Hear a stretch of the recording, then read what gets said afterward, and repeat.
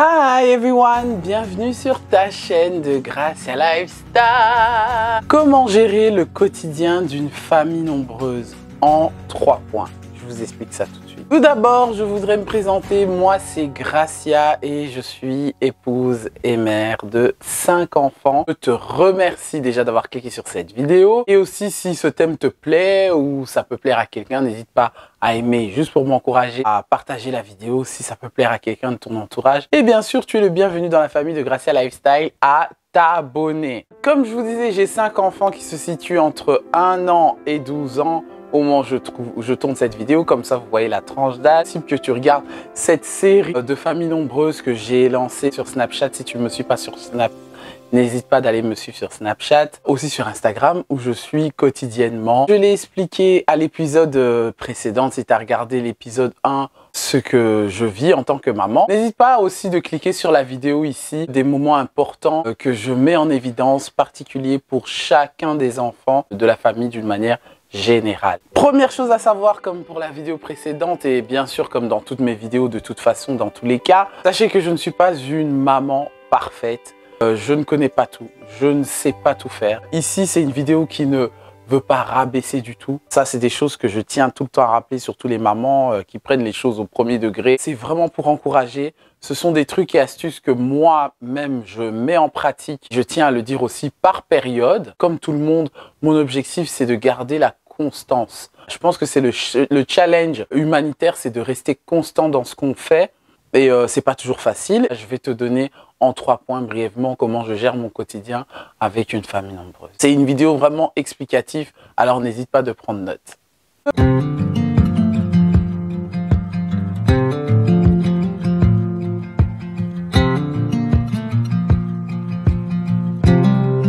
Le premier point, le calendrier familial. Avoir un calendrier familial, moi, c'est quelque chose qui m'a faciliter le quotidien. C'est pas quelque chose que j'ai fait de ma propre famille lorsque j'étais chez mes parents. On n'avait pas de calendrier familial parce que on parlait énormément. Le mien se trouve particulièrement dans la cuisine. J'en ai 2. J'en ai un où j'ai le tableau de menu et le deuxième où j'ai le calendrier familial, c'est-à-dire qu'est-ce qu'on a comme activité, étant donné qu'au moment où je fais cette vidéo ou peut-être que vous visualisez cette vidéo, c'est la période des grandes vacances d'été. Il y a les activités des enfants, que ce soit des activités de vacances ou les activités lorsqu'ils sont à la maison. Comme ça, on voit qu'est-ce qu'on a à faire durant la semaine, on se projette déjà visuellement dans ce qu'on va faire demain, dans 2 jours, s'il faut changer quelque chose, s'il y a un couac, s'il y a un changement, pour faciliter les enfants de donner leur avis par la suite par rapport aux activités, avoir des idées, parce qu'on pioche énormément d'idées sur Pinterest. Alors pour tous ceux qui n'ont pas Pinterest, je vous conseille de le télécharger. J'ai pas de collaboration avec eux, mais c'est vraiment quelque chose qui m'a sauvé la vie depuis que je suis maman. Donc ça fait vraiment des années que je suis sur Pinterest. D'ailleurs, je vous le mets là. N'hésitez pas d'aller voir un peu les idées que j'ai pintées, c'est ça? Que j'ai pintées, que j'ai mis plusieurs thématiques différentes. M'inspire énormément. J'ai fait des catégories, il y a 5 catégories. L'activité ou le devoir à faire, la langue à apprendre, les tâches de ménage qui sont très importantes lorsqu'on est une famille nombreuse et lorsqu'on a des grands enfants. N'hésitez pas à faire ça dans votre calendrier de famille. C'est vraiment quelque chose qui se fait maintenant d'une manière automatique. Petite parenthèse pour les parents, sachez que les enfants apprennent beaucoup plus en regardant qu'en écoutant. Ça, c'est quelque chose que j'ai vraiment compris. Avec 5 enfants, ils regardent et ils imitent beaucoup plus. Les jumelles qui vont avoir bientôt 1 an, Jérémy 2 ans, donc ils imitent tout. Déjà qu'ils répètent tout, alors là, ils imitent énormément de choses. C'est la même chose avec les grands. L'action fait beaucoup plus simple de crier et de répéter 1000 fois la même chose, même si on le fait quand même. L'action passe mieux que les mots. Sachez que le calendrier va éviter les conflits de l'emploi du temps de chacun. On va pas se disputer de qui va débarrasser la table. Nous, on le fait spontanément, ça dépend. C'est nécessaire et utile. Moi, je l'ai fait quand j'étais petite de toute façon. Leur montrer que voilà, c'est toi qui débarrasses la table. Qu'ils savent ce qu'ils doivent faire. Et ils vont trouver ça normal, bien sûr, de dresser une table et de débarrasser la table sans qu'on leur demande avec le temps. Et ça marche. On est 7 à la maison. C'est pas maman qui fait la vaisselle à tout moment. Mais quand je termine de manger, je nettoie ce que j'ai mangé.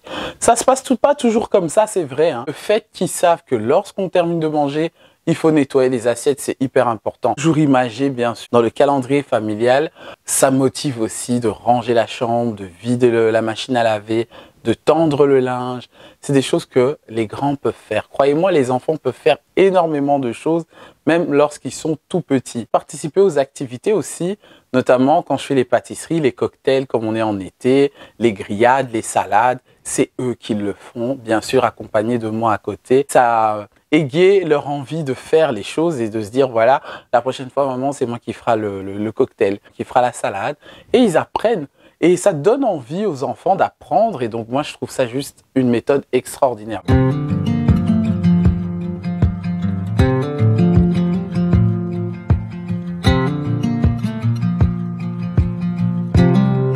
Deuxième point, réunion familiale. Je trouve et j'estime que c'est important et c'est bénéfique pour les enfants d'avoir un mot à dire, de savoir ce qui se passe dans leur vie, s'ils ont envie d'en parler et de se sentir surtout à l'aise de parler à papa et à maman lorsqu'on est à table autour de rien. On éteint la télé où il y a un fond de musique basse et ils sont habitués comme ça et c'est top parce qu'on apprend à se connaître en dehors du fait que c'est la structure papa, maman, enfant, autour de la table, autour d'une réunion de travail, quoi, entre guillemets, hein, voilà, réunion amicale. Donc ça crée une atmosphère d'unité, d'écouter les enfants, d'entendre craindre, d'entendre les requêtes de prière aussi ici. J'ai beaucoup de requêtes de prière, moi, dans les réunions. Après, c'est à votre rythme. Que ce soit une fois par an, une fois par mois, que je conseille de commencer d'abord à une fois par mois. Dans ma catégorie d'âge, je vous conseille de commencer une fois par mois si vous êtes trop débordé. Une fois par semaine, c'est l'idéal. Voilà, après, toutes les 2 semaines, c'est vous qui voyez, tous les jours, tous les 3 jours, une fois par semaine. Parce que c'est par période, voilà. C'est important, même si vous êtes en couple, voilà, vous dites les choses. N'hésitez pas aussi de trouver quelque chose qui peut aider chacun. Si c'est toi qui travailles autant, tu es maman, tu as ta vie professionnelle et que voilà, tu n'as même pas le temps d'avoir une réunion avec les enfants ou avec toute la famille, n'hésite pas d'instaurer un jour dans le mois, un jour dans la semaine ou toutes les 2 semaines, une réunion comme au travail. Ça permet de comprendre, d'écouter les autres, d'écouter ce qui est dit, ce qui n'est pas dit, planifier les choses dans l'ensemble, s'il y a des événements, s'il y a des sorties, des excursions au niveau de l'école, des sorties, des mariages, des baptêmes, des fêtes, des anniversaires, des courses, quelque chose d'important au niveau familial. Des cadeaux, j'en sais rien, des appels qui doivent être faits. Ça fait longtemps qu'on n'a pas téléphoné mamie ou papy et on en parle, les enfants en parlent, voilà, qu'est-ce qui est arrivé, on pourrait aller visiter telle personne, les visites qu'on va recevoir à la maison, tout ça on en parle en réunion de famille et c'est chouette. Ou aussi ce qu'on a envie. Voilà, les voyages, les enfants aimeraient bien aller à Miami par exemple, ce qui est mon cas. Leur rêve, c'est Miami, Eldorado, je sais pas pourquoi. Les métiers, les futurs métiers, ce qui va en classe, ce qui ne va pas, les professeurs, les institutrices, instituteurs, tout ce qu'on peut se parler en famille. On book 1 heure, c'est une possibilité, c'est le gros minimum, je dis bien 1 heure. Comme ça, chacun a la parole, nous, en libre de parler pendant 5-10 minutes, poser des questions, répondre à des questions que les enfants ne posent pas lorsque vous êtes à 2. Voilà, parce que c'est juste parfois, j'ai demandé à papa, il m'a dit ça, j'ai demandé à maman, elle m'a dit ça. Et quand vous êtes ensemble, de voir, c'est des trucs franchement qui aident énormément. Je fais vraiment par période parce que j'ai repris ça régulièrement, étant donné que les bébés sont plus grands maintenant, c'était compliqué après l'accouchement, les accouchements. Mais là maintenant, la vie commence à reprendre, je commence à reprendre mes esprits, la tête sur les épaules, parce que c'est souvent moi qui fais la modération des réunions. Et lorsque c'est pas possible pour lui ou lorsque c'est pas possible pour moi, on se donne des briefings. Et les enfants ont dit ça, qu'est-ce que t'en penses? Et on se parle comme ça, voilà, et c'est important. Bref, c'est quelque chose qui fait que ça resserre les liens, d'avoir aussi l'écoute que j'avais dit à la vidéo précédente, avoir l'oreille à écouter, c'est juste un don, c'est juste extraordinaire. Bref, il y a tellement de choses qui se passent en réunion familiale, donc faites des réunions.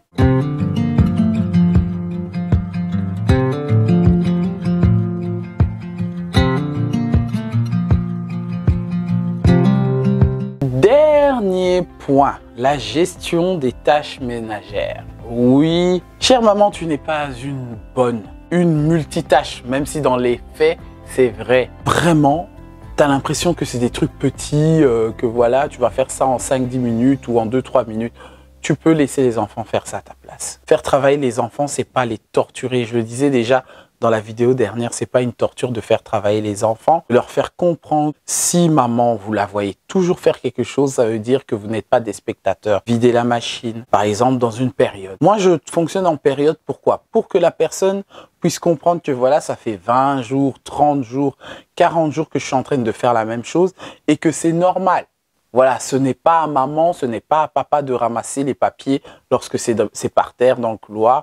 Je peux le faire parce que je passe à côté. Si les parents le font, ça veut dire que les enfants aussi peuvent le faire. C'est vrai que parfois, ils n'ont pas envie. C'est vrai que parfois, ça boude. C'est vrai que parfois, ça s'énerve, ça se plaint. Mais leur faire comprendre que nous aussi, en tant que maman, en tant que parents, ça ne nous plaît pas toujours de le faire. C'est pas quelque chose de super gai en se disant « Oh, je suis super contente, je vais aller changer la poubelle de la toilette parce que voilà, c'est mon jour de le faire. » Après, faites les choses dans la joie parfaite si vous en avez. Mais moi, je trouve que c'est pas toujours gai à le faire. Et donc, responsabiliser les autres.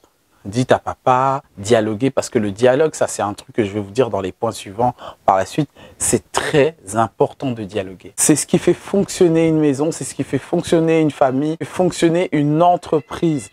C'est vraiment ça. Les bases sont pratiquement les mêmes. Au jour d'aujourd'hui, je vous dis, j'ai 5 enfants, je fonctionne comme presque à l'armée. Pas parce que j'en ai envie, c'est juste pour me dire que voilà, ça me permet, ce sont des méthodes qui me permettent d'avoir moins de charge morale, moins de fatigue physique, moins de pétage de câbles, parce que voilà, ça m'est beaucoup arrivé de péter les plombs, ça se voit pas peut-être comme ça quand vous me regardez les vidéos, mais je pète un câble, je pète des câbles parfois, presque pendant une semaine, parce que j'ai 5 enfants à gérer.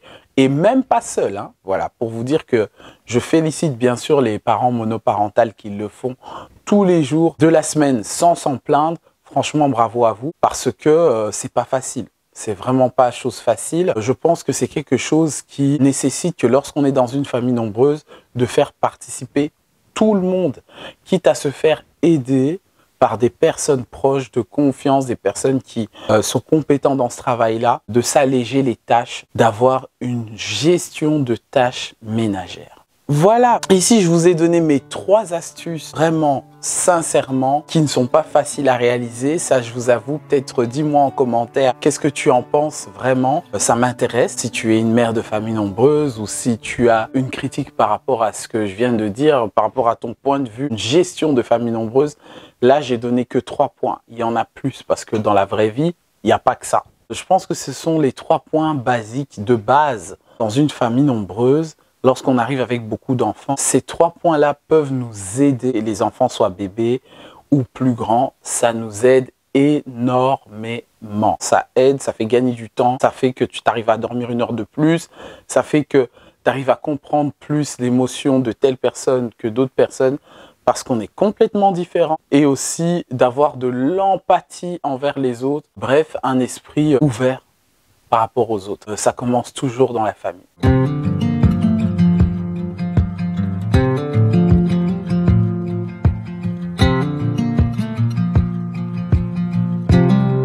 Maintenant, j'ai quelques points conseils pour toi, pour vous, chère maman. Chère maman, je veux parler aux mamans ici. Vous êtes des super-héroïnes et on ne vous le dit pas assez. Au quotidien, tu travailles, que tu travailles à la maison, que tu travailles à l'extérieur et que tu as une vie professionnelle, tu gères ta maison même quand on n'a pas envie, même quand tu es fatigué. Et il faut seulement être une super-héroïne pour le faire. Tu jongles tous les jours au quotidien entre le travail, les enfants, ta vie de couple, ta vie de toi-même, tâches à faire, les tâches ménagères, la nourriture, entretien de tout, l'infirmière de tout. Tu es une super héroïne. Ne l'oublie pas. Ton amour est inconditionnel. Ton amour est ce qui fait la fondation de ta famille. L'amour que tu portes de ta famille est le pilier qui tient ta famille. Ça aussi, ne l'oublie pas. Le deuxième point qui est un point extrêmement important ici que je voudrais te dire aussi, n'oubliez pas de prendre soin de vous. N'oubliez pas de prendre soin de vous avant de prendre soin des autres, avant de prendre soin de ton mari, de tes enfants, avant de prendre soin de tout le people qui se passe autour de toi. Hyper important parce que une maman, une femme, une personne en bonne santé, c'est la maison qui sera en bonne santé. Nous, les mamans, on peut travailler malade, on va au boulot, on ne prend pas de congé, on est là, on va laisser les enfants à l'école, on est là, on supporte les caprices de telle personne. Donc, chère maman, prends soin de toi, prends rendez-vous avec toi, inspire-toi, essaye de prendre congé pour toi, sors avec toi-même, fais-toi plaisir, va voir des amis, visite quelqu'un, reçois des gens, prends du temps avec tes collègues lorsque tu as un peu de temps le matin, fais un petit footing si tu en as envie, si tu as le temps, si tu as la possibilité. Bref, prends soin de toi d'abord. Âme, corps et esprit, c'est hyper important. Franchement, la réalité, Gracia, t'es là derrière ta caméra, tu parles. Mais les moments de chaos, les moments de tension, les moments difficiles, ça fait partie de la vie de famille nombreuse.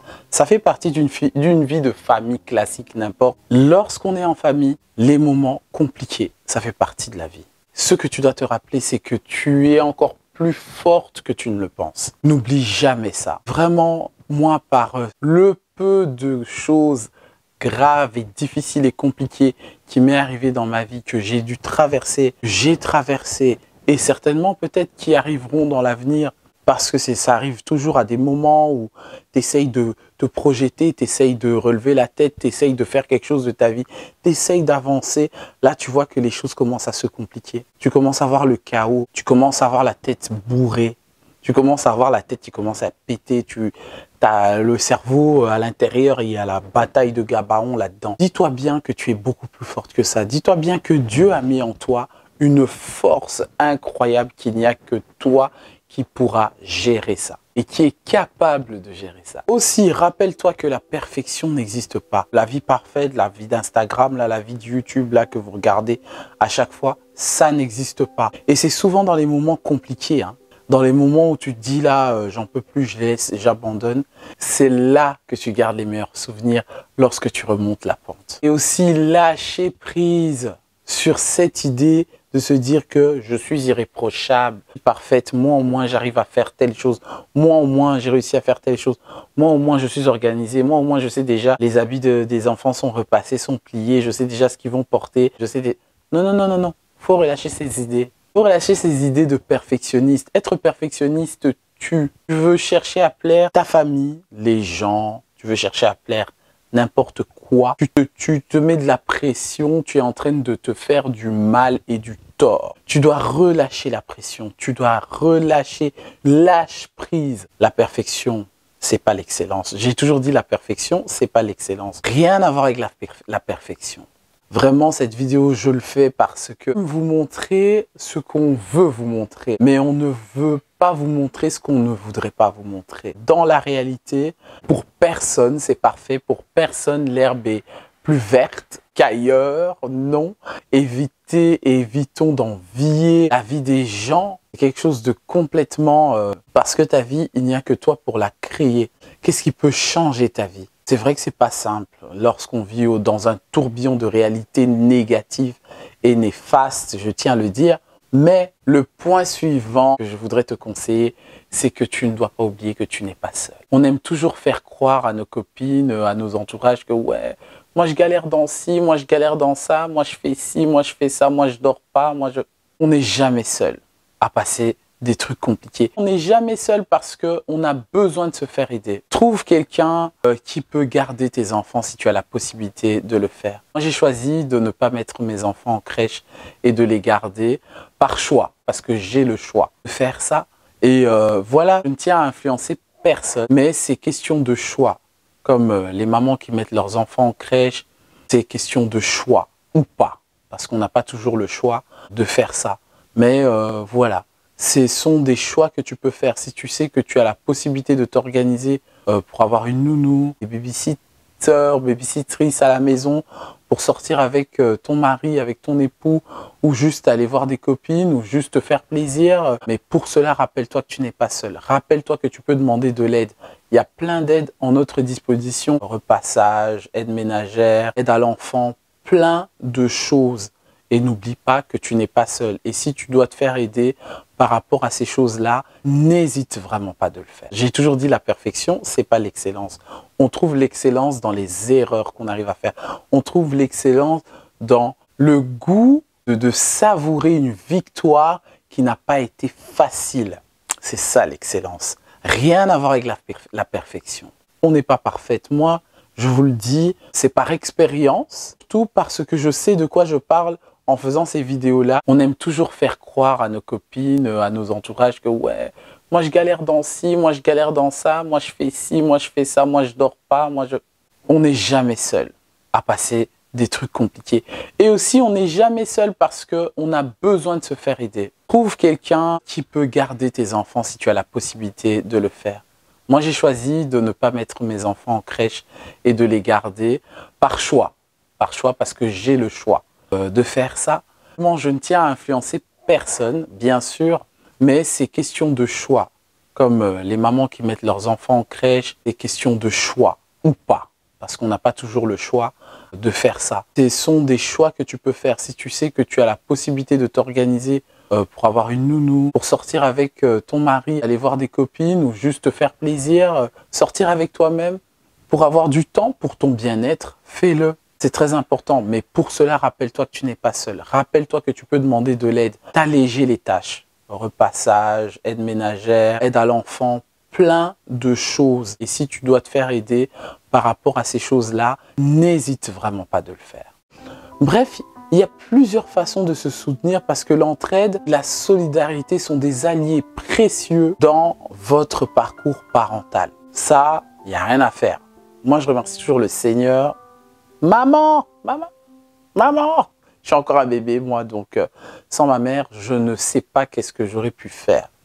Donc, je remercie vraiment le Seigneur pour cela. Grâce pour moi, que je valorise et que je profite de ça. L'entraide, c'est quelque chose de précieux. Dernière chose, sachez que votre travail acharné, votre amour incommensurable, c'est vraiment quelque chose de précieux et d'important pour votre famille. Et ça laisse une empreinte indélébile dans la vie de chaque personne de votre toit. N'attendez pas qu'on vous remercie. On vous remercie lorsque vous essuyez la cuvette de toilette, lorsqu'on ne vous dit pas merci après d'avoir servi une assiette. Ne dis pas s'il te plaît lorsqu'on vous demande quelque chose. Bref, lorsqu'on se barre et voilà que tu es la dernière à sortir de la maison sans qu'on te dise bonne journée pendant que tu as dit bonne journée à tout le monde.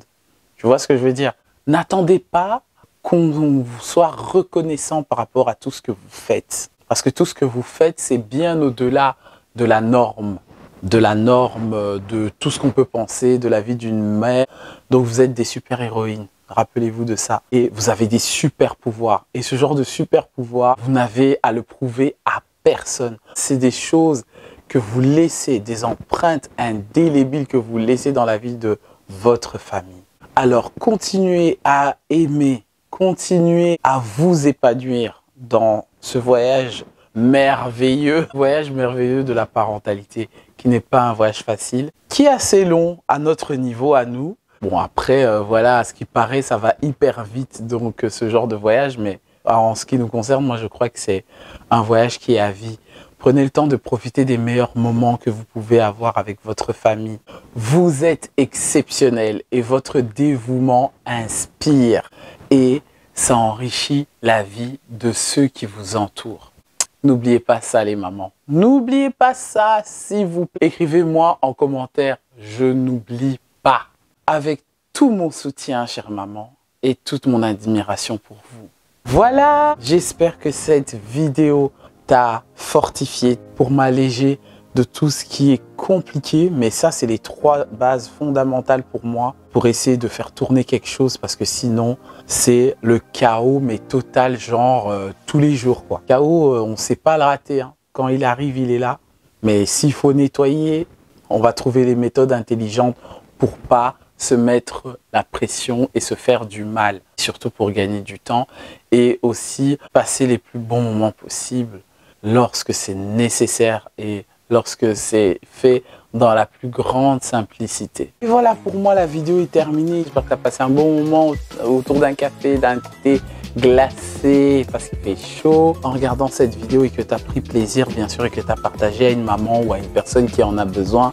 Dans tous les cas, à revenir mardi ou dimanche pour une prochaine vidéo. Si tu veux encore ce type de vidéo, si tu veux revoir encore ce genre de vidéo, reviens bien sûr pour l'épisode 3, la dernière épisode que je vais t'expliquer brièvement tout ce qui se passe un peu dans mon expérience de maman de famille nombreuse, dans ma réalité à moi actuelle. Et n'oublie pas d'écrire un commentaire, je n'oublie pas, hashtag je n'oublie pas.